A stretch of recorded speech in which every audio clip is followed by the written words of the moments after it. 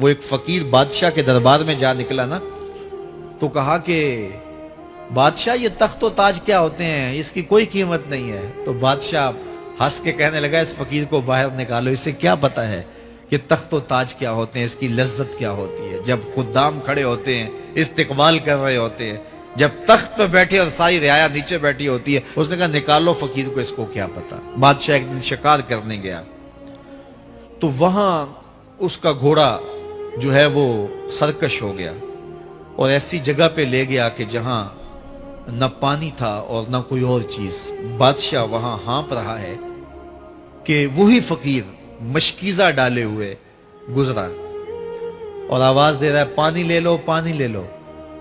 بادشاہ کی تو موت واقع ہونے والی تھی، آخری ہچکیاں تھی، تو اس نے آواز دی پانی۔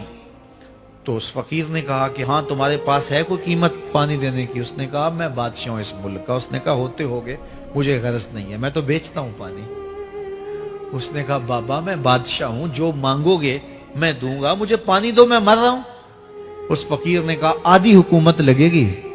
اس نے کہا آدھی لے لینا، مجھے پانی تو دو، کیونکہ مر گیا تو ساری جائے گی۔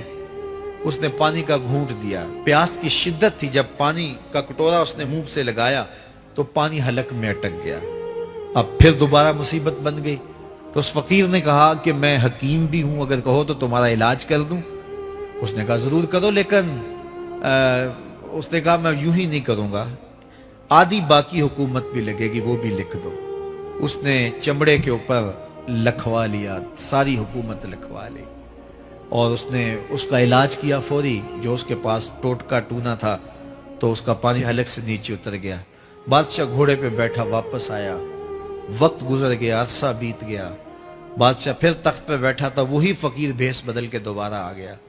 پھر اس نے نصیحت کی کہ آخرت کو یاد کرو، یہ دنیا کچھ نہیں ہے، 4 دن کی کہانی ہے۔ بادشاہ نے کہا تو میرا خیال ہے پہلے بھی کبھی آیا تھا، تو نہیں سمجھتا تخت و تاج کی لذت کیا ہے۔ اس نے کہا اس کی کوئی قدر و قیمت نہیں ہے، چھوڑ اسے، آخرت سب کچھ ہے۔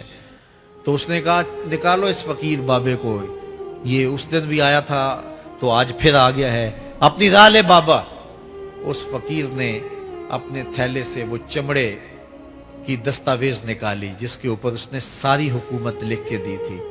اس نے کہا بادشاہ یہ ہے تیری حکومت کی قیمت، صرف 2 گھونٹ پانی، جس پر تو نازاں ہے، جس پر تجھے فخر ہے، تو قبل اس سے سورج مغرب سے طلوع ہو جائے، توبہ کا دروازہ بند ہو جائے، سانسیں اٹک کے حلق تک آ جائیں، اور ہماری زندگی کا دفتر سمیٹ دیا جائے، اور پھر پچھتائیں ہائے جو چند لمحے ضائع کیے، ہائے جو زندگی برباد کی، وہ کیوں برباد کی۔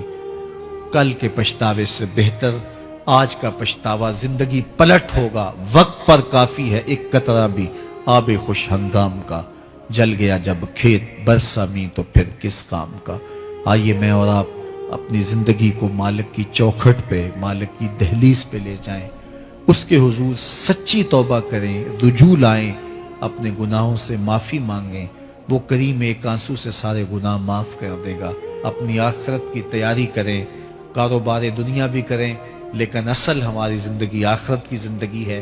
صحابہ کو خندق کھودتے دیکھا تو پیار آیا تو یہی کہا اللہم ان العیش عیش الاخرہ، اے اللہ زندگی تو آخرت کی زندگی ہے، فاغفر للانصار